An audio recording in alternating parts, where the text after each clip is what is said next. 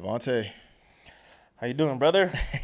it's a long-awaited conversation. Yes. We've been needing to have, like, it's crazy how many conversations we have that aren't recorded, that we needed to have recorded. Man, But I'm glad we're here, nonetheless. me too, bro. I'm happy to be here. Appreciate you bringing me on, inviting me. I know I've been invited, but, it's hard to Yeah. we both in this phase of life where we still trying to figure out everything. Bro, like what? scheduling, emotions, all this and that. So, this is definitely a long time And that's something I want to talk about. coming, bro, for sure. Yeah. That's something I for definitely want to sure. talk about because, like, the scheduling part and, like, trying to figure out what's what. Like, Yeah. I'm, like, week by week almost. But I've been working on my scheduling. I got a 3-month calendar. It's like, all right, let me plan out these 90 days. And so I start mapping things out, putting it on the calendar. And it's helped a lot, but, like, still chaotic. For sure. I feel like for me, it's come down to me really having to break things down, like, to the bare bones. Mm-hmm. Like, before it was always like, let's have Monday schedule, Tuesday schedule, Wednesday schedule, Thursday. Like, you thinking so deliberate, like, every single day. Whereas now you don't have as much control. Yeah. You know what I mean? So it's like, let's just look at Wednesday. Yeah, Let's just look yeah. at Monday, Yeah. like, one day at a time, bro. So And then you it's- got to dive into the hours. Like, okay, well, what am I doing in Yeah. the morning? and it's afternoon? energy too. Like, sometimes you have the time, but you don't have the energy. Like, you know what I'm saying? Oh, my gosh, Like, it's bro. different now. Whereas before you had all the energy and all the time. Now it's like, Yeah. you got to really prioritize your energy and your time. So Just so that you guys know, this is Devontae Bisa. This man is a online savant, a father, entrepreneur. sir. Yeah. And we got some really dope conversations. I got some really good questions, insightful things that I think will extract a lot of value out of this conversation. For sure. My first question, I just want to get off the rip, bro. What season do you feel like you're in as far as fatherhood goes? Like, where are you at right now? That's a good question. I think I'm in my, like, appreciation season, I guess I could put it that way, or, like, I'm at the point now where I'm feeling less overwhelmed. The first part of it is just, like, it's such a culture shock for yourself. Yeah. Becoming a father, and then I'm also, like, recently engaged, trying to plan weddings. So at this point, I'm more in my trying to have appreciation phase and not feel stressed about everything or letting everything, like, weigh me down. And I feel like this, especially this year, my resolution was really, like, discipline and appreciation. Nice. You know what I mean? And so it's like appreciate the difficulty too, Yeah. as well as the good, like the tough days with your girl and you have your daughter, I have my son, those tough days, but letting it become more of an appreciation thing than oh man, this is so tough. Y'all don't know what it's like to be a dad. Well, making it like negative. Yeah, making it a negative. You know what I mean? Because the days are different now that we're older, bro. For sure. Like when you talk about like the struggle of having just like even just energy or like different things that come about. Yeah. And having like the appreciation for this newfound struggle that we have to kind of deal with. But it's like when with pressure comes like that. Diamonds. They say pressure makes diamonds. He said diamonds. Yeah. Yeah. You ever heard that saying? Pressure makes diamonds? Pressure makes diamonds. And Yeah. what my uncle was like, pressure will burst pipes or create diamonds. Yep. Something like that. But that's big, bro, because like you're a new dad. Dion is how old now? He'll be 2 in April. So we're approaching that terrible terrible 2 phase. He's already pretty much in it. Yeah. 1.5, bro, they're locked in on that terribleness. He's having a little growth spurt. He's not really understanding how big he's getting. Like he's trying to walk under tables he used to crawl under, hitting his head. You know what I mean? Like yapping now. He's like recognizing colors. He's Talking saying a lot words. Yeah, saying little words here and there. So I don't know. It feels like every week to every month is such a big growth phase, whereas as an adult, you don't feel like you change as much that quick. And so it's a little bit of a shock. It's like, okay, you weren't even talking, and now you're like asking for milk, asking for cereal, asking for cookie, asking for, you know what I mean? It's like, man, when did this? Yeah. It's a lot to It'll deal come out with, of and his nowhere, too. personality showing now. So it's like a lot of like you trying to correct the way he is, certain things. He's a little aggressive. You're noticing certain things about your kid, and it's like, okay, we gotta fix some of these things, you know? Yeah, like dial back on this. Okay. So it's really eye opening, and I feel like it takes so much of my mental capacity dealing with that, to where I feel like I'm learning a lot on how to deal with that, but still preserve that mental capacity for myself Right. and for my things, which is Yeah, hard. trying to balance both. Yeah, Full-time dad while trying to still be full-time Devontae. for sure. Yeah, And I just I got deal with back that into every being day. an athlete. We could touch on that more if you want, but I got back into training full time, and I've been Yeah. pursuing this fight career. I wouldn't say it's a career, but it's definitely been a Yeah. strong hobby. Yeah. And so I felt like those are things that used to keep me sane before I had my son. Being an athlete, being dedicated to something Yeah. outside of the society's what do you call it, expectation of me. Right. You know what I mean? Like having your own thing, like a competition, or I used to do so much for everybody else that I felt like I never really took the time, or not never, but it was a long time since I took time to pursue something for myself. Right. And so I think like going into this year, that was really a goal of mine. Yeah. The end of last year, that was kind of a big thing for me. Like, okay, I'm doing this competition thing because that's for me. Mm-hmm. And it really felt like I had a sense of accomplishment outside of like, okay, yeah, I'm a dad. Yeah, I became a husband, but that's like a group thing. Like me and my wife and my son, that's like our thing. But I didn't have something that was my thing. What are you building for yourself? Yeah, That's crazy that you say that, bro. know? Because it was super inspiring seeing you get in that ring and fight, bro. Appreciate And that. like Yeah. because you got me into training jiu-jitsu, Muay Thai a little bit when I was out in Florida, and it was such a life-changing thing for me because it made me realize like, okay, like I need to make sure that I know how to defend myself at least, like at the bare minimums. Like I need to know how to get out of a chokehold or like choke somebody out if I need to. For sure. And so with doing that, bro, and pursuing that, what has it kind of taught you? I feel like it's humbled me more than anything. Like it has taught me things specifically, but I do feel like I'm at the age where I'm in like an old dog, no new tricks phase, if that makes sense. Like I'm still learning, but who I am at my core is the same.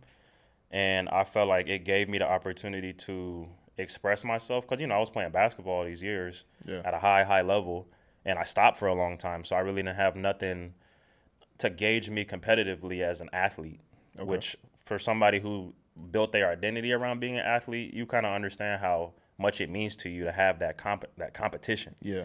That man-to-man engagement. Like, and it's me hard to against explain. you, boy, what's up? Exactly. Yeah. And so, like, you have it in everyday life, but nothing is the same as, like, going out there and competing. And with fighting specifically, it's just you versus another man. And so at the end of the day, it's a lot of ego involved in that.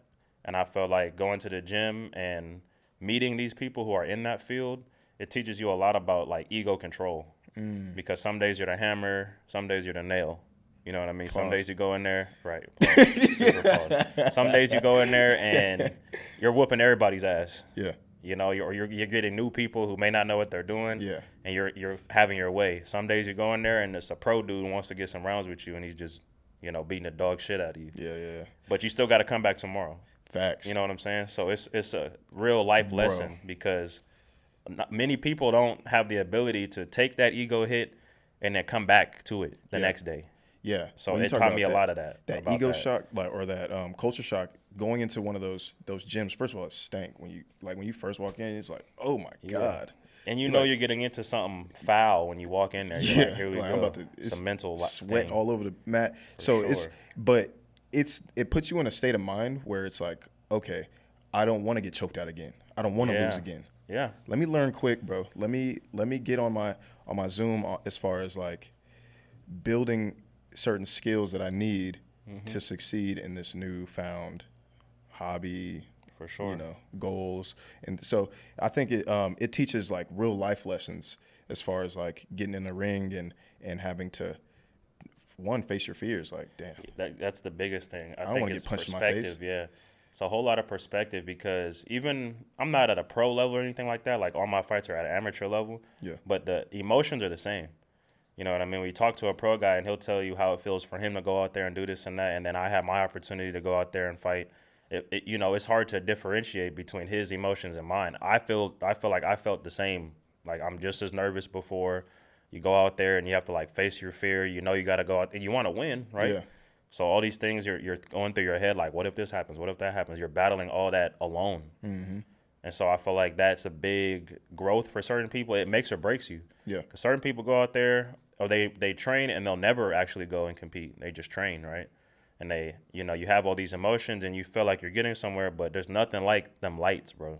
Man. You get out there, it's any sport. Yeah, yeah. You know, you get out there, you could practice all day, you feel perform. cocky, this and that, but when them lights is on, your mom is there, your dad is there, your homie's there, your opponent looking at you, like, it's a very different feeling that you can't replicate anywhere else. Okay, and you know? I want to touch on that. How important do you feel like that is for a man to kind of like jump out of his comfort zone and get into something that may scare him to, you know, push him to the next level? I think it's vital. Not only is it important, I think it's necessary, because I feel like if you never have that moment where you have to push past like that fear, then you really can't call yourself like a courageous person. You can't call yourself like, oh yeah, I'm brave, I'm courageous, but you live a comfortable life. Just you never, real coasty. You never do anything outside of your comfort zone. Yeah. And it doesn't have to be fighting. I'm not saying people, you got to go fight. It could be mountain climbing. It could be, if you don't ever run, it could be running. That's a fear to some people. Yeah. Like, when's the last time you fully sprinted? You know what I'm saying? So I feel like for some people, it's like you got to find that thing that's like, you keep telling yourself, I don't want to do this. You need to like do these things. Especially when you get into fatherhood, you get into becoming a husband or wife or motherhood. It's the same thing. You're going to have these challenges that you didn't bring on yourself that are just there. Yeah. That you have to be able to still get through even though you don't want to. Let's touch on the fatherhood thing. You know what I'm saying? What's one thing that you are working on as a father that most people don't know? Patience. I think that's an obvious one, but it's not as spoken on. Yeah. Amongst dads, I feel like everybody's like, oh yeah, we're good. Yeah, I'm good. I got it. But at the same time, it's a lot of hidden battles that you have at home. Little pent up aggression, little things that you're just like, I'm just gonna let this slide because I'm practicing patience. Exactly. Like, or just taking a minute before you react. Like, sit back, and even though maybe somebody's waiting for an answer, you know, like, not everything has to be like instant, because that's going to be based on your emotion. Yeah. So I've been like, lately for me personally, I've been trying to wake up earlier to have the time to myself. I've been getting up at like 6, try to get up before my son and my wife get up. So I have that little time to maybe like read a little page or that's listen good. to something and get my mind in the right headspace. Because, you know, sometimes you have those days where you're woken up by your son or you're woken up by your wife, and you start the day off. Bro, that's a lot of my days, bro. Yeah, because I work late, so it's like I try to value this sleep that I can get so that I can you know have a productive day. For sure. But man. Yeah, and it's tough, but I really feel like whether it's a morning, night, midday thing, you have to have like that time that's isolated, so you can really reflect on how you're feeling about things in general. Yeah. Because if you don't take that time, you're just going with the flow of things, and you're going to lose yourself in that flow. Even if it's a comforting flow, it's not your flow.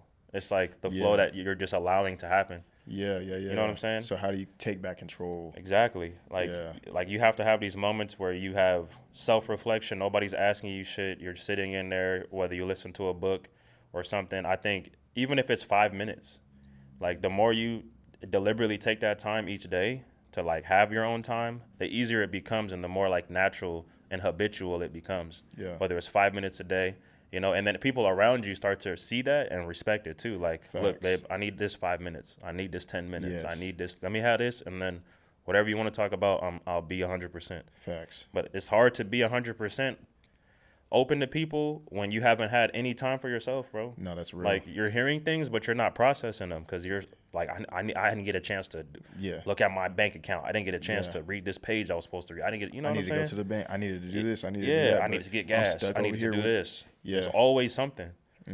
But when you take that time in the morning, like for me, I'll wake up, I'll do 10 minutes of meditation. Nice. And I do the same meditation. It's a guided meditation. I do the same exact one every morning. That's smart.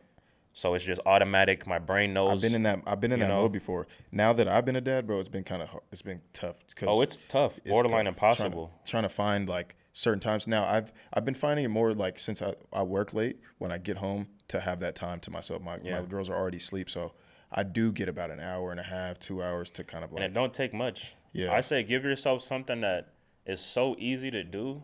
It don't take motivation. Facts. And that's another thing too that I'm learning over time is you have to find things that you can do every day with no motivation. Because motivation isn't reliable, bro. Like, if you're doing everything based on motivation, you're gonna quit. Facts. Because some days you're not motivated, bro. Man. Some days you don't be motivated to do shit. But if you give yourself, say, like, okay, every day, no matter what, I'm gonna at least take 10 minutes to myself. It's hard to argue against it. Yeah. Because it's only 10 minutes. You got 10 minutes. Yeah. But to say, okay, I'm gonna spend an hour every day, you're like, oh, like, man. you might do it 2-3 days. Yeah. That 4th, 5th day is now you're quitting. That's a lot of people with the gym. Yeah. Yeah. You're setting a bar that's reachable, but it's too difficult to do every day. Yeah. And yeah, you can get to an hour a day, but start with 5 minutes. Because Boom. that you can't make an excuse to not do Boom. that. You feel me? And that's something that I do that I've been consistent with for the past. You remember? Oh, I love this. So look, everyone, we did this thing back in 2020. It was 100 push-ups a day for 30 days. Yep. And I just made a video about it too, because you know, I've been crafting my physique, right, for years. And people look at me like, bro, you're buff, you're this and that, you're that. But I don't spend a lot of time at the gym. Yeah. I don't have a lot of time throughout the day and like my work days and stuff like that. But something that is consistent before I hop in that shower, when I wake up, or like a random time where I'm like, yeah, I got some free time, I'm gonna knock out 40 push-ups straight. And so I always tell my guys, like, hey, bro, you've been trying to work out? Look, stay on your push-ups, bro. 100 push-ups a day. Do 25 push-ups 4 times. Or do 40 push-ups. If you really got it like that, do 40 push-ups twice and then 20 push-ups. Yeah. So it really breaks down that 100 push-ups a day into something very manageable. So, and it's not even about the push-ups, bro. Like, at the end of the day, it's an identity thing. Like, if you tell yourself, I'm going to do this thing every day for 30 days, and then you don't do it, you're building an identity of failure, bro. Like, you're building an identity that I tell myself shit and I don't keep promises to myself. Who are you? Yeah. Who are you? Like, if you can't keep a promise to yourself, who can you keep a promise to? You know what I mean? And 30 days in theory seems simple, but it's very difficult to do the same thing every day for 5 days, let alone 30. And if you're saying, I'm going to do 100 push-ups every day, and you've never done 100 push-ups 3 days in a row, you're going to quit on the 4th day, like, guaranteed. But 10 push-ups or even 5, there you go. You can't make an excuse not to do that shit. Tell him, bro. So you could do 5 push-ups a day for 30 days, and once you get to the 30th day, now we do 10. Yeah. And then maybe some of those days you do 20. There you go. But on a bad day, you did 5. Facts. So you hit that goal every day. Yeah. So you can't sit, you know what I'm saying? And that's building identity. It's not even about the push-ups. That's real, bro. It's just about, like, I told myself I'm going to do I this. can do something for 30 days. Exactly. Yeah. And I even write it down. Like, I'm the type of person that can drink a glass of water every day for 30 days. And it's so simple, right? But then that day that you woke up and you forgot to drink that water, you see this message and you're like, damn, let me go drink this water real quick. Because it's simple. It's so simple that it's like you feel dumb to not do it. But saying I'm going to drink a gallon a day, it's like it's doable, but it's like, can you do that 30 days in a row? It's like people will tell themselves, and people will give these goals to themselves because they're on the internet, right? They'll see something, and this guy's like, yeah, I wake up in the morning, I eat toast with fucking avocado and honey every single day. Bro, you're not doing that. Like, don't compare yourself to that guy. Yeah. Because maybe that guy started off with just eating a protein shake every day, and he graduated to eventually, I'm going to do the whole breakfast thing every day. That's what I was going to touch on. There's levels to it. The 100 push-ups a day is not as easy as it sounds. If you're never doing push-ups, bro, you're not going to hit 100 a day. You're going to hit 100 on 2 days in a row, and you're going to be sore as hell on day 3. You're not going to do this shit. It's crazy. I don't even get sore anymore after doing push-ups. Yeah, I started doing 50 a day. Because for me, 50, I already work out all the time. So for me, 50 is like I can't make an excuse not to do 50. Yeah. I could knock 50 out in a row. Yeah. Some days I'll do 75. Yeah. Some days I'll do 50 and some crunches. But at the baseline, bare minimum, you have to have a goal daily that you can actually accomplish. And I've been telling people this all the time. Like, the guys who I'm in the gym with fighting, it's like, yeah, bro, I'm going to hit the bag. I'm going to run 3 miles, and I'm going to drink a gallon every day. Bro, you're not doing that. You know? Yeah. And it makes people feel like, oh, bro, I could do it. And it's not about, now your like ego. You challenge their ego, bro. Yeah. You like, I can't do it? The only person you're going to fail is yourself when you have that bad day. You know what I mean? If like, we all have bad days, right? You have to make your baseline doable on a bad day. Like, can you do 100 push-ups on a day when your wife and your kid is stressing you? No. or you have a hard day at work, or maybe you had your homie wanted to work out with you, so now you did his workout. Are you still gonna do 100 push-ups after? Ooh. No, but 5, 10, you know what I mean? Yeah, Like you big. give yourself an easy baseline that's so simple. It's like a penny to a dollar. Penny to a dollar. You know, bro. You've definitely put me onto so much game over the years. You see how he talks. Like, bro knows what he's saying. He knows what he's talking about. And so, like, you put me on a book. It's called The Slight Edge.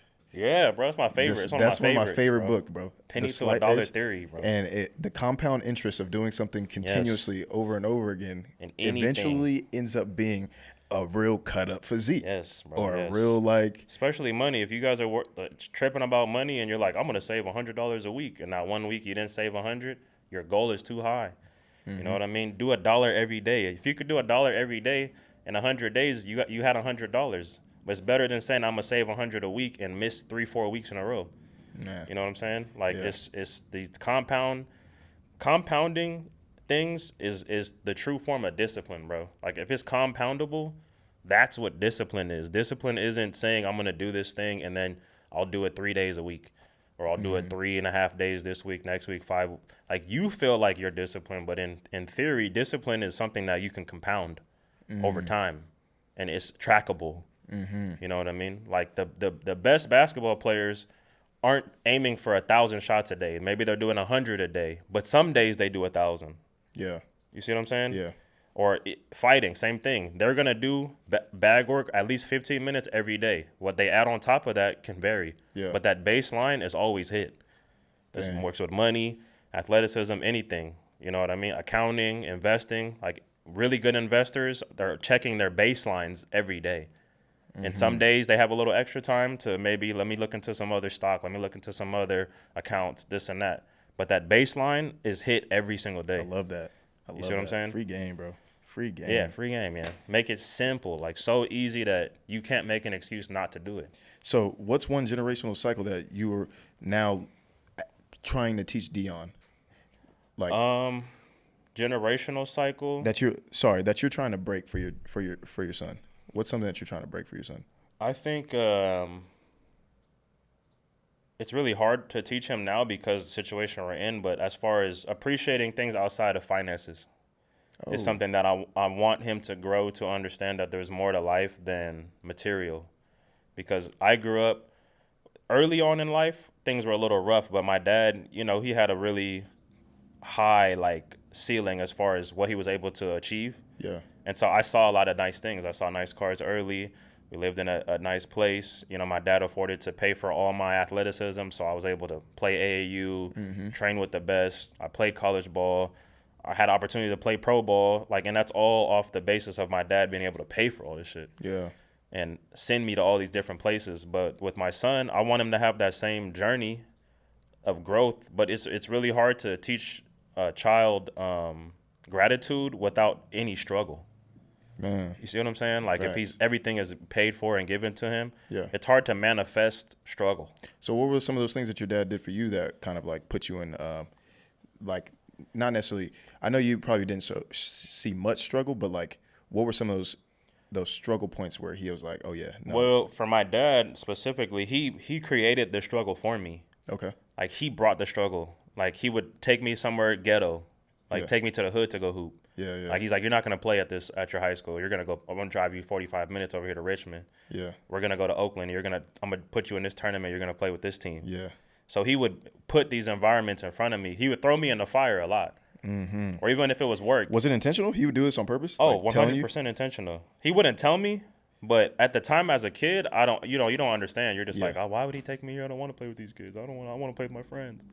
But as I got older, I realized, I had so much more exposure than some of my local homies because he brought me out. Yeah. And he brought me here. And so even though I didn't necessarily grow up in the hood or grow up in the, lower income areas, I got a lot of that knowledge still because he brought me there. He grew up there. Mm-hmm. So he took me there. And even with business stuff, he would take me on his, little back end deals he's doing. He's bringing me. He's like, go in there. I want you to introduce yourself. Throwing me in there. Like, I have nothing to do with it. But he's like, I want you to meet this guy. I want you to go in there. You better talk. I love it. You know what I mean? So it forced me to kind of feel that hunger, that struggle. I want to impress my dad. And so a lot of those things I feel like I'm going to do with my son, but there's ways about doing things. You know, I might do it a little different than how he did it, but at the same time, those are important, especially in a young boy. He's still a little baby, but as he grows, these are things that I kind of want to make sure he's instilling in him. It's not just like everything's going to be given to you. Facts. You know what I mean? Like, you got to ask if you want. Even now, I'm saying, you want something, use your big boy words. Yes, I tell my daughter all the time. You know what I'm saying? Don't whine to me. Use your big boy words, you know? Because you don't cry to get what you want. You can start now. And I feel like certain parents don't understand that it starts now. Yeah. Like, you don't have to, like, oh, I'm going to wait till he gets a little older. Sometimes it'd be too late by then. You've already instilled habits, you know, with this gentle parenting era. No, nothing against the gentle parents, but I wasn't raised gentle. Yeah. And I'm not a gentle person. Yeah. You know what I mean? My son isn't a gentle baby. Life isn't gentle.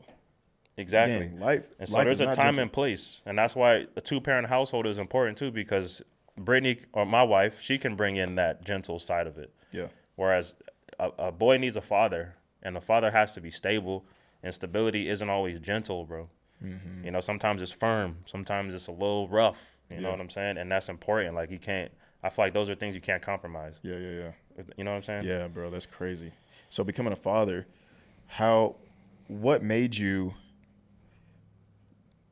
okay, do you think becoming a father made you more entrepreneurial or more cautious? I wouldn't say it made me any less of either. I think it just made me a lot more aware of what is important, because I wasted a lot of time as an entrepreneur and experimenting. Yeah. You know what I'm saying? Oh, that's me, bro. And so now it's to the point where I really don't have time to experiment. Like, I have time to take risks, but they got to be calculated. You know what I'm saying? Like, it's not like the dude is just like, hey, bro, I got this thing. Come pull up. Like, I need to know more. I need to know, like, okay, is this a financial thing? Is this a collab? Is this a this and that? And I feel like these are questions that you wouldn't even ask. You know, I wouldn't even ask before I had my son. Mm-hmm. Because now, like, I had an opportunity to work for my father. So it's paying me well enough to where I don't necessarily need to have extra income, but I always like to have a plan B and a plan C. So that's really where my mind is at. Like, is this thing that I'm going to pursue worth being the plan B? Is it worth taking time off my plan A? You know what I'm saying? You keep the main thing. Exactly. Because that main thing is stable. Yeah. Whereas, especially being an entrepreneur, if you're really an entrepreneur, you know that there's no being broke like being a broke entrepreneur. It's a different kind of broke. Golly. Because 9 to 5 broke is like you're just waiting on a check. Yeah.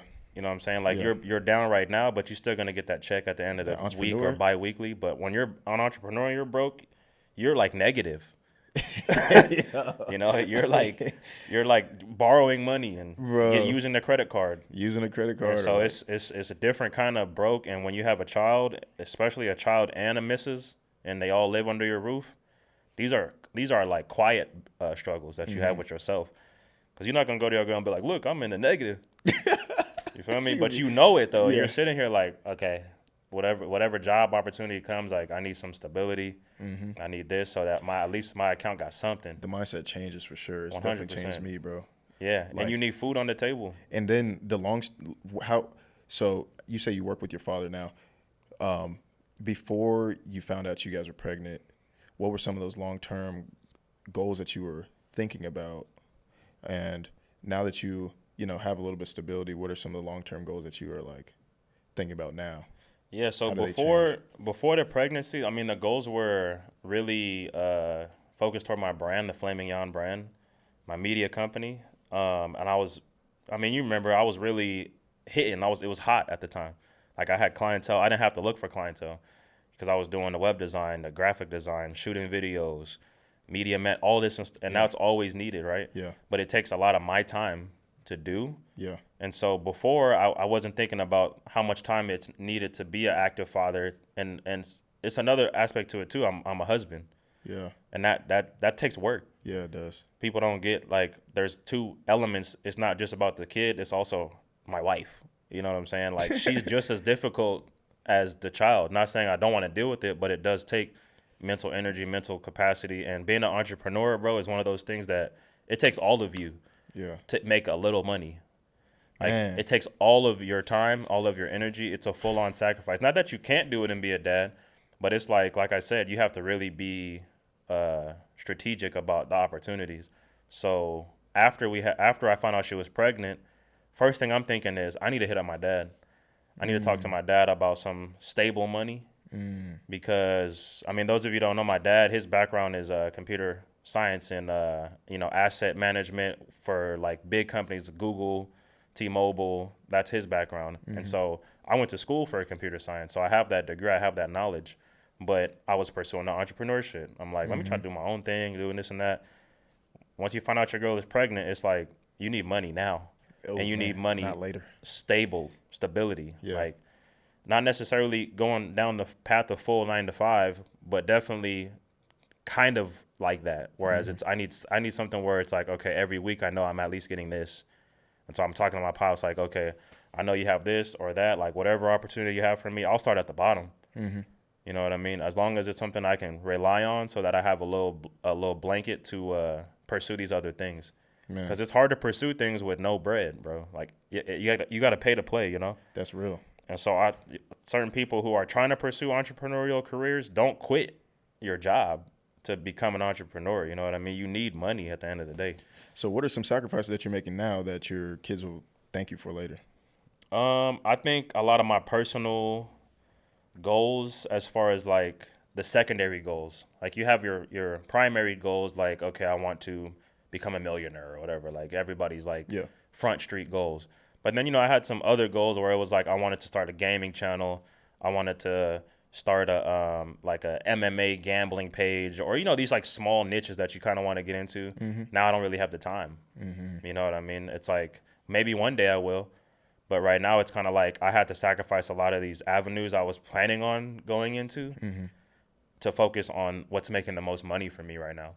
Okay. And sometimes I explain to people like your passion may not be the thing that's going to pay you the most. Yeah.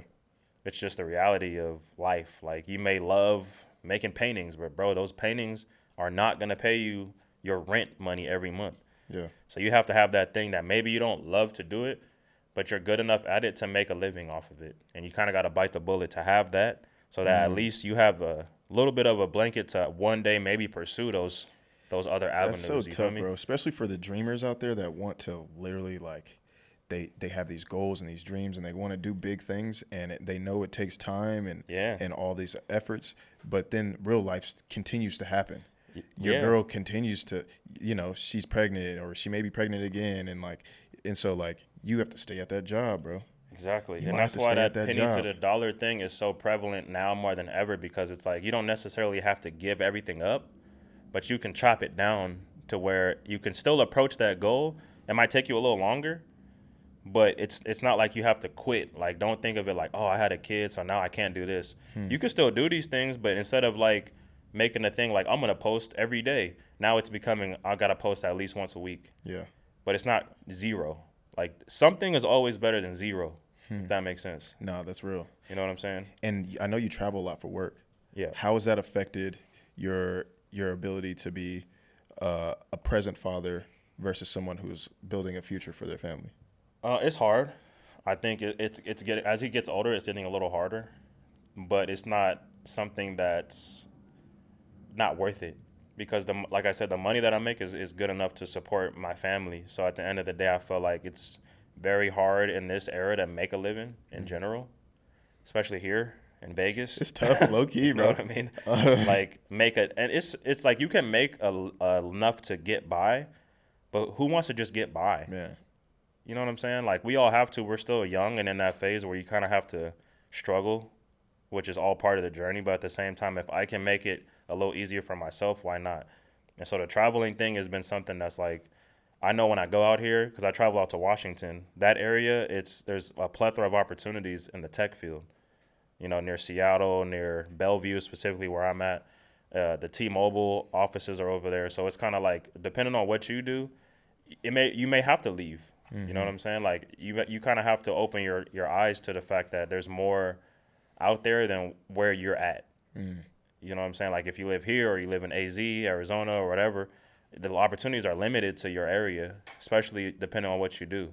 Because I don't do real estate. I don't do, I'm not like a social activist or something like that. Like I don't work for the community necessarily. So it's not like there's much for me out here financially that would make me enough to feel like I don't got to do nothing else. Right. You know what I'm saying? With what I do. That's big, yeah. And even in Cali, where I'm from, bro, I can't afford to live in fucking Cali right now, bro. You know what I'm saying? Like, even with it, I can make 6 figures and be broke in Cali. Man, easily. You know what I'm saying? Easily. I know people that have good jobs. They work at like Twitch or something or some big company and are asking for bread. You know what I mean? Or have 5 roommates. 5 roommates. It's like, I'm not in that point of my life right now. I don't even want a roommate if it ain't, you know what I mean? Yeah. And so, yeah, it's tough. But back to the actual traveling thing, I think the good outweighs the bad. Okay. You know what I'm saying? That's important to weigh out, especially like when you're thinking about your family and for sure, and like the position that you want to be in. Yeah, the good outweighs the bad. It's tough, but it's also necessary too. You know what it's like to live with somebody full time. Sometimes you need that space. Yeah. And so that little week off, come back, you know, it's like the love is new again. Your son's happy to see you. You know what I mean? It's like by the time you get ready to leave, they're ready for you to go. It's like, bro, go do what you got to do. You know, we've had enough of you. It's been a month. It's time for you to go to work. Yeah. When's daddy going to work again? Right, exactly. He's talking about like, happy to wave me off. So, yeah, it has its pros and cons for sure. Bro, I love that. So, okay. So let's get into some. You work with your father. Do you guys work closely together? Yeah, like so he's the boss basically. Like if we're to put it dumbly, he's the boss. He's the co-owner of the actual company I work for. Yeah. And I'm like the lead manager of the warehouse at that location. Nice. So I'm directly under him, and then we have employees, and I manage those people. So yeah, we pretty much hand in hand. Okay, so why do you think men struggle so much with partnership when it comes to business? Ego. I think ego has a lot to do with it. And actually, one of my partners, he's the son of my dad's partner. Okay. And so there is like a family aspect to it. But at the same time, it could easily be an ego battle because I think people start worrying about who's making what. Like, how much are you making? How much are you making? And I think those kind of conversations bring in that doubt, that ego, that make it hard for people to really go far. And work together. Yeah. Because if Build we're doing a deal together, say me and you doing a deal, and it's $1 million deal, I'm taking $20K out of it, the company's making the rest. I don't know what you're gonna make, but if I start worrying about that, it ruins the whole concept of the deal because now I'm sitting here like, what did you make? You're like, well, I made 40. I only made 20. You know what I mean? Now I would have been happy with my 20 had I not known you made. You know what I'm saying? Yeah. Like the more you know, the worse sometimes. Yeah. What's up with that? And so, especially amongst, not to make it racial, but amongst like minorities, it's a very competitive group of people. Yeah. And so I felt like when you got especially 2 brothers working together or something like that, it's always about, oh, I want it to be 50-50. But sometimes things aren't 50-50. You know what I'm saying? Sometimes if somebody brought you into a situation, you should be happy to get what you got. You know what I'm saying? I think that's a mindset that people have a hard time grasping, is just being grateful for an opportunity versus we should be making the same. You know what I'm saying? Because we're the same age or this and that. Like, I think that's like people who make a lot are usually very like you don't even know they have money. Right. You know what I'm saying? At least the ones that are making a lot of money. Like they're not sitting here like pocket watching, seeing what you made on the deal. They're just making money on the side and you would never know. You know what I mean? So I think I've seen so many of those type of people that it's made me realize like, you know, I need to be more focused on just doing the job, staying busy, staying active, than looking at the numbers. Yeah. You know what I'm saying? So what's something that you see value in the men that you work with and like having that dynamic? I think, like I said, that is just the humility of it. Of course, there's good days and bad days, but the humility of let's just work. Okay. Let's just get the job done. Yeah. You know what I mean? And let's just keep doing it because as long as we're busy, we're making money. Facts. You know, the more you think about the dollar bill, okay, things start to get stagnant. Now we're not making. Like it's about just keeping that flow, like a river, like water, like, you know what I'm saying? Things could be thrown in there, but the river's still gonna river. You know what I mean? Like it's still gonna go. So I think that's the most important thing when you have a business that was already going well before you got in the mix. Just keep it going. Like don't be the guy that's like showing up to something and now you want to be like, you know, I have a bright idea. Let's change this though. Maybe we should use these kind of boxes. Let's go use this. I saw this thing on YouTube where a guy, he came in and he invested, like, bro, like, nobody's asking you to do all that shit. Yeah. And I think people, especially in this new era of media and, access to information, everybody's a professional, bro. Everybody's a master, or they swear they are. And you bring them in, and then they want to add their 2 cents to some shit they don't even have. You know what I'm saying? Like, if you knew how to do it, why did you need my help? Man, you know what I'm saying? All these bright ideas. It's like, you know what we should do? Like, bro, you do that. Because it's already a thing that we doing. It's just we're like sharing the wealth with you. So it's like, I think that it keeps a lot of people stagnant because they want to bring their ideas to everything. But it's like, have your ideas, and when you're called upon, that's the time to show that you have this knowledge. But to just involuntarily give it, it just doesn't. It's not a good look. That's big, bro. You know what I'm saying? Especially when you get into those rooms where you're around people that are making money.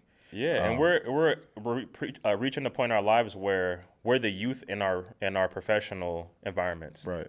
Like, we're like, you go to a college or a high school and we're unk. Yeah. But those are kids, bro. But you go into a professional field and it's like, oh, you're a baby. Literally. I remember when I was 30. I've been working here 20 years. It's like, bro, I was 10 then when you know what I'm saying? Yeah. And so it's like, these are rooms where maybe you might know a little more than the guy, but it's not the time and place for you to sit here and start making decisions for people. Let these people make mistakes and let you be the one that helps them fix it. That's gonna get you paid more, bro, than trying to be the guy that's being the smart guy in the beginning, and now you get nothing. Yeah, because I'm 29, you're 30. 30, yeah. 30 now, bro. Yeah. So like, we're definitely still babies it's crazy. Yeah, that's what I'm saying. You have people that have worked as long as we've been alive. Yeah. Like, I've been doing this for 30 years.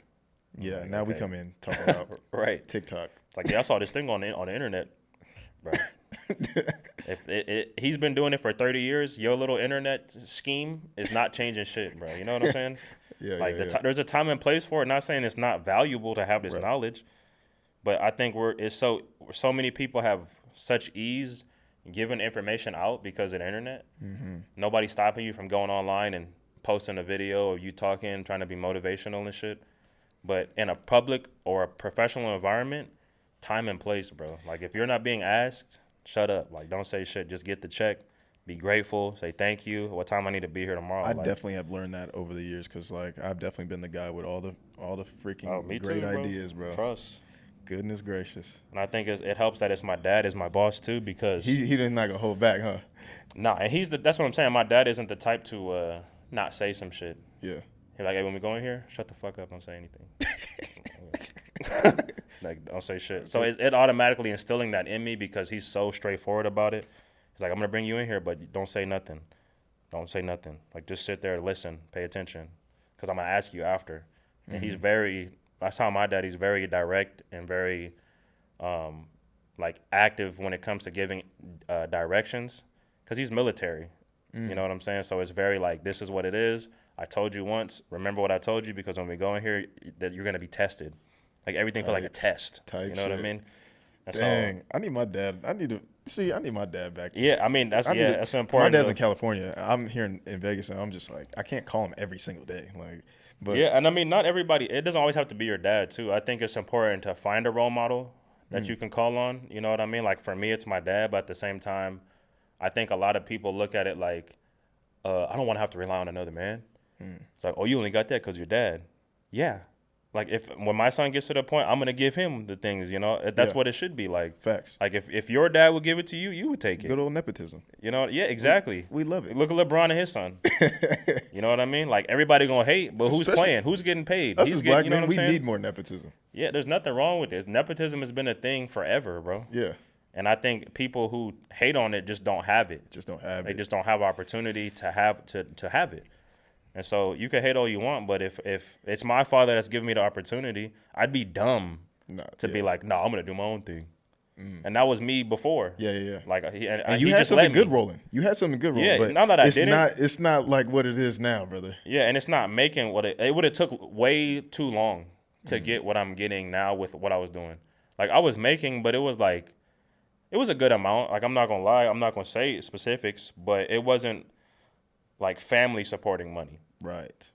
You know what I mean? Yeah. And that's a different kind of money. If you don't know, people out there will know if you're a parent, like it's cost to have a family. Like it costs to have a baby. You can have all the insurance in the world. Insurance costs. Insurance and costs. some months you don't even need it. Man. You're just paying hundreds of dollars every month. You're paying for this. You got groceries. Your kid might get sick. It's now you got to get reoccurring, medicine. too, and it's the bills never keep ending. coming. Yeah. Never ending, bro. And things might get added onto it. Oh, you know what I'm saying? Maybe, we're going to go on a trip. Yeah. Let's go to L.A. Yeah. You're trying to be all $2,000. frugal You're like, about what it. the- Next thing you know, you done spent $2 You like, what the? and you're like, damn, now I needed can't spend that. shit for the next 3 months. You know? So it's like, Yeah. it's all part of it. But I think the better you are, the stronger you are mentally, the more prepared you'll be for these situations, which is why it's important to have these little moments of victory. You got to have wins, bro. You got to have W's. Yeah. You know what I'm saying? Like, whether you have to manifest them yourself, like, you can't go through your life taking L's everywhere. Right. You know what I'm saying? Find it. Like- Okay, so I got another good question for you. What do you think as men we need from each other more than anything? Let me think. Accountability, I think, is a pretty big thing. I think it's not enough people being honest with our homies. I think it's too much fluff. It's too much going on the internet posting something and people are like, goals. And people are like, oh, this is fire, bro. Like, it's so much reassurance, which is good too. But there also needs to be voices of reason in your life. You know what I mean? Not like hating, but somebody who's really there to tell you, like, hey, bro, like, what you're doing is tight, but you could do more. Yeah. You know what I mean? Or like, how are things really going for you? Yeah. Because the internet is It one may thing, look cool, but like, and real life is another thing. And Yeah. I think one thing that going to this gym and getting into combat sports is a lot of these people, they're very realistic to things because they're fighters. You know what I mean? So the ego is a little different to where they're checking up on you in a different way than, say, when I was hooping, a basketball player would be like, hey, bro, you good? Yeah, we about to smoke after this? Da-da-da. There's not like a really internal check. Whereas in fighting, it's like, are you good? Like, are you good? Are you ready to fight? Are you good? Is your health good? Are your legs good? Yeah. How are things at home? You know what I mean? Because Yeah. all these things matter when it comes to going out there and fighting somebody. yeah. And so I think as far as your relationships amongst men, it's important to hold your homies accountable. Like, you don't always have to say things they want to hear, especially at this age. Yeah. Like, if you got a homie and he like a serial cheater, you know what I'm saying? Or he's a deadbeat, Yeah. it's time to start telling people Yeah. that. Let them know. It's not cool, bro. Yeah. You know what I mean? Like, if that's what you want to do, cool. But you're not going to have me here like, oh, yeah, bro, you a dog. But, hey, you cheat on your wife. You know what I'm saying? Facts, Like, bro. we can't keep, like, a lot, like nothing you could do to change the guy, but you could also not make it seem like it's so cool to be that guy. Yeah.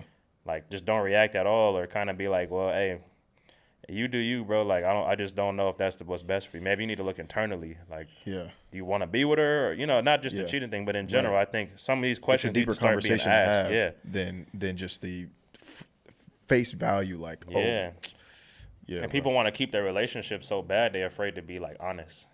And at this point, it's time to be honest. There's plenty of people out there to be cool with, and I feel like the honest people and the people that stick around will understand when you call them out. You know, like weak people, when you call them out, they don't want to be a homie no more. That's fine. At least you nipped it in the bud sooner than later. Yeah. You know what I'm saying? Yeah. Yeah. And so I don't know. I feel like lately I've been wanting to have strong people around me. If I can't call you out and we can still be cool, I don't think we should be cool because we getting too old for that, bro. Right. Like, I call you out and you're like, oh, man, what you talking about, bro? I've been making money. All I've our been doing this. Now irate- you're all defensive and shit. Defensive is crazy. Yeah, it's like, forget about it, bro. Yeah. You got it. Yeah. No, that's crazy. So, what's some beliefs that you had to kill to grow into the man that you are today? I know we touched on it a little bit. Yeah, I mean, I don't know. I feel like a lot of things used to revolve around me.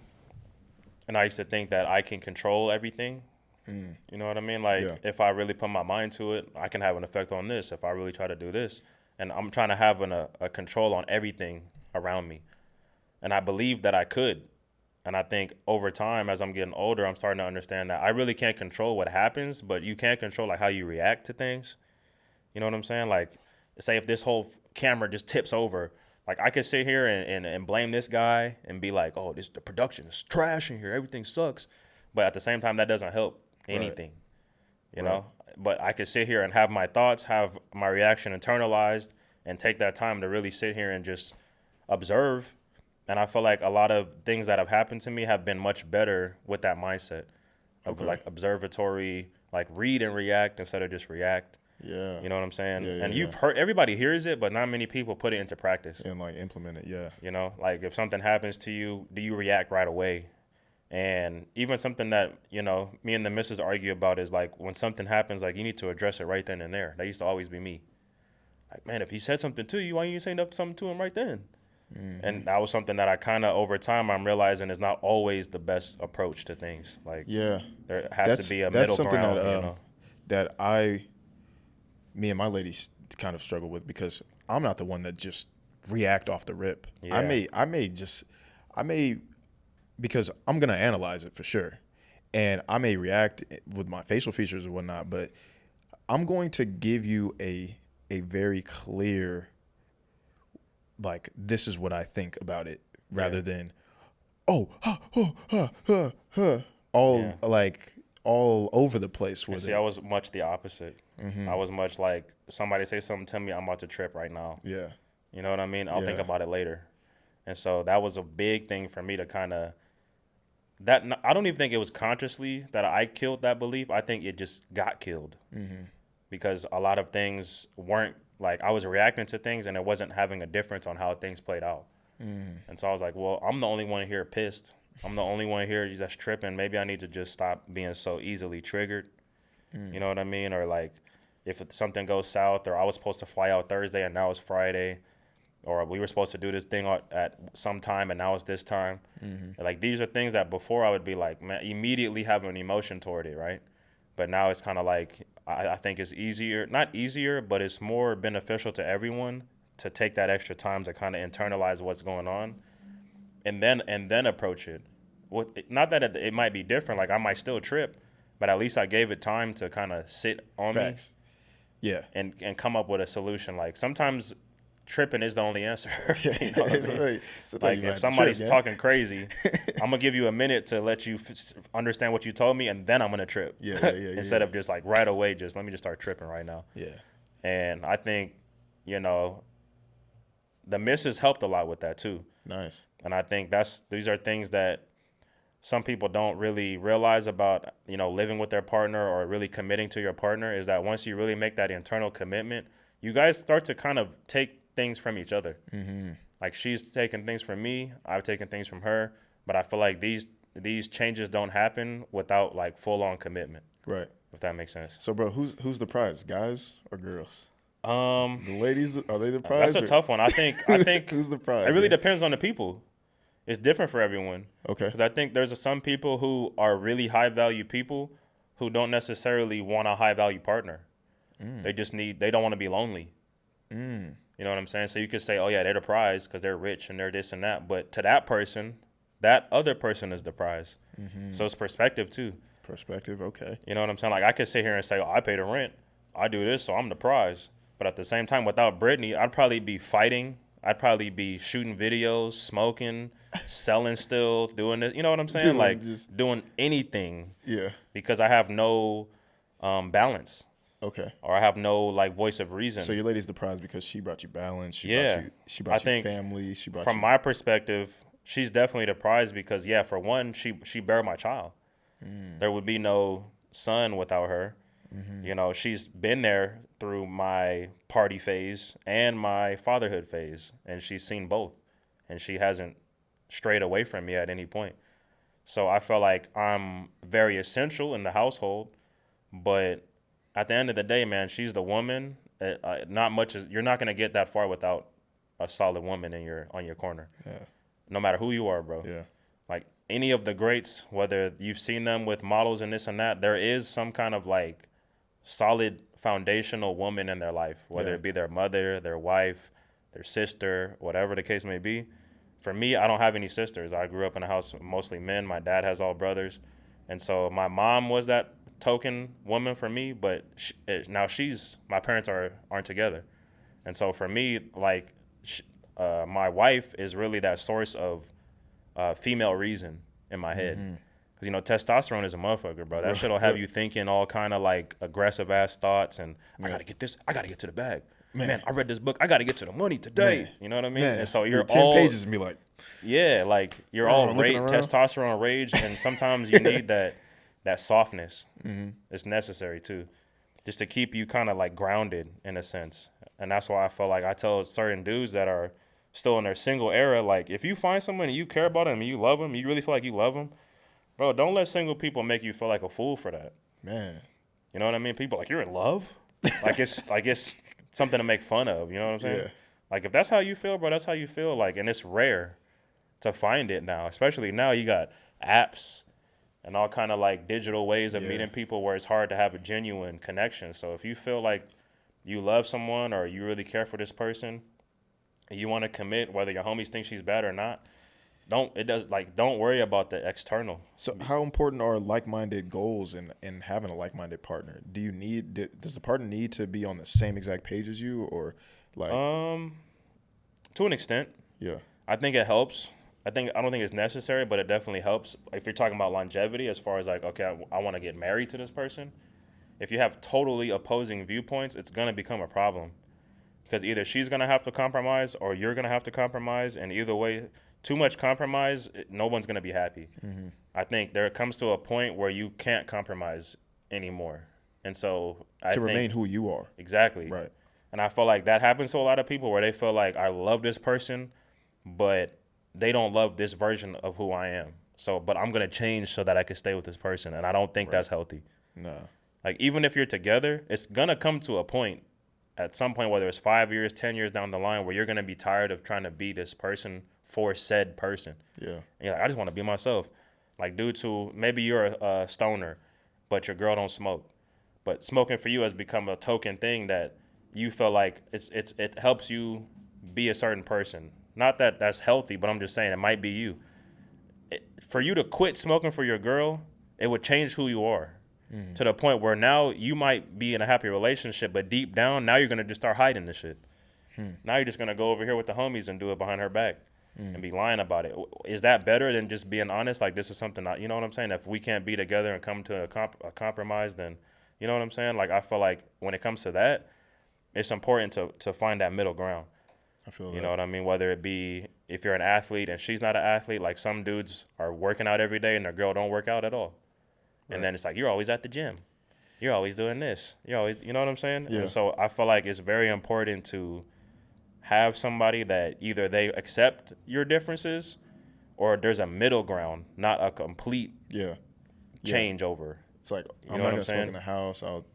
Exactly. Like that was for me. So for me, and like Brittany, she doesn't smoke or drink or nothing. She's clean cut. Me. She didn't drink at my birthday? She drank. Oh, but I'm okay. saying she's not a drinker. Yeah, I get it. Yeah. Social drinker. Yeah. Nah, but she don't drink. Like, and when she do drink, she have a drink. Yeah. Like when I'm going to drink, I'm drinking. Like, you know what I'm saying? I'm smoking. Yeah.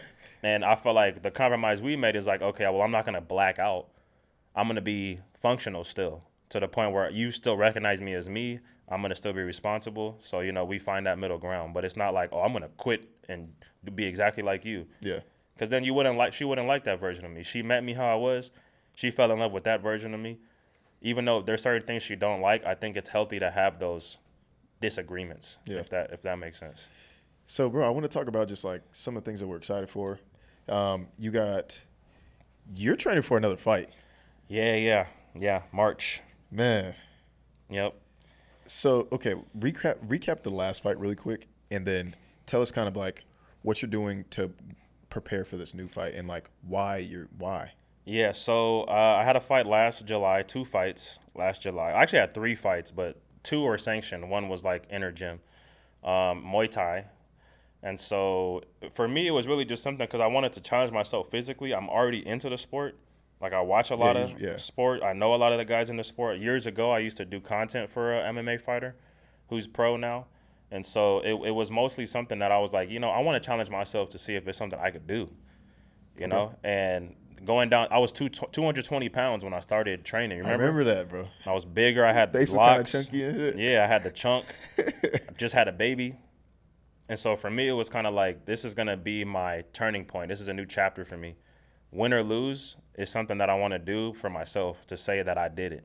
Okay. And for when my son gets older, I could be like, yeah, when I was 30 or when I was 29, I picked up training at 29 and went out there and fought. And my goal was to win, which I did. Yeah. My first fight, won, unanimous. No, I'm not gonna lie, you whooped him, bro. I'm like, that for me was the biggest thing. I didn't even care what happened after that, because I was just like, I could say that I trained, I busted my ass, and I went into a fight, fought a guy with more experience than me, and won.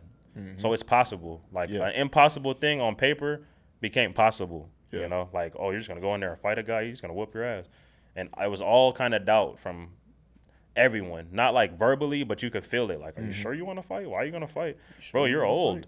You have a bad leg. This and that. Like, you don't want to play basketball? Like, all these things. And so for me, it was like, I'm gonna do this because it's something that people think I shouldn't do it. And so those first 2 fights, and the second fight, by the way, was same day.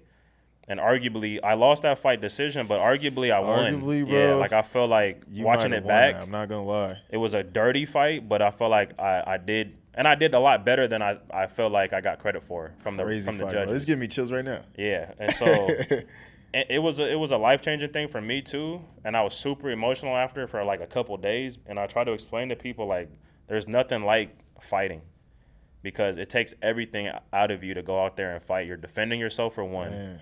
You're fighting in front of your loved ones. Yeah. You're in underwear. You know what I'm saying? You're completely exposed, bro. There's nothing like it. Yeah. And it's an adrenaline dump that you can't replicate. And so I felt like after that, I was like, oh, man, I'm done with this shit. I'm good. I'm not going to fight again. I got a medal in my first tournament, which is most people can't say. Yeah. Like, I'm good. I'm going to retire. But then after time goes by, for me, I'm a competitive person. I'm getting that itch. Like, man, I want to do it again. I need something to work toward. Who want to fight? Yeah, and so I'm like, I'm not really looking at it like win or lose. It's more of just, this is giving me motivation to stay in shape, stay at that gym. I've made new friends there. It's keeping me in that circle. You know what I mean? And it's a challenge for me. Like, people go out there, and I'm in the 1% of people who will go out there and compete in a ring. You know, so I mean, it's really that simple. It's just challenges, things that I'm trying to check off a checklist and keep things going for myself. So, okay, so what is something that you would want a young 22, 23-year-old to know about you? About me? Honestly, I can't tell you, man. You kind of got to just observe the things I do and kind of just go off that, because I'm an open book, but at the same time, I'm not a finished book. So I think if you see things you like in the way I do and the way I live my life, then by all means, there's a lot of replicatable things that I do, but find your own path. Man. Find your own journey. Like, you could take from people, but don't try to be people. Like, be your own person, especially if you're young, you're in your early 20s, no matter how old you are, if you're 25, 26, and then don't let other people tell you how old you are, bro. Like, don't let some 15-year-old call you uncle and then you sitting here really feeling like you're old. Yeah. Like, there's more life to live. You're alive. You're going to wake up tomorrow. He going to wake up tomorrow. You know what I mean? So keep going about things as if there is another day. There's another tomorrow, So where can people find you? You can follow me on the internet, Flaming Yon, FLAMINGYON, YouTube, Instagram, TikTok, pretty much everywhere. If you just Google that, and you're pretty you'll active. find me. Yeah, I'm you're pretty super active, active on the so internet. people find you. But yeah, find me. It's been a blessed conversation. Yeah, I felt relieved. Anointed. Felt therapeutic. Therapeutic. For real. Man, I love it. All right. Well, you guys catch us. Definitely follow my page at A Dad She Deserves. I'm on YouTube, Instagram, TikTok, and we'll Thanks for having me, bro. Yeah. My guy. My pleasure, Appreciate brother. it. All right.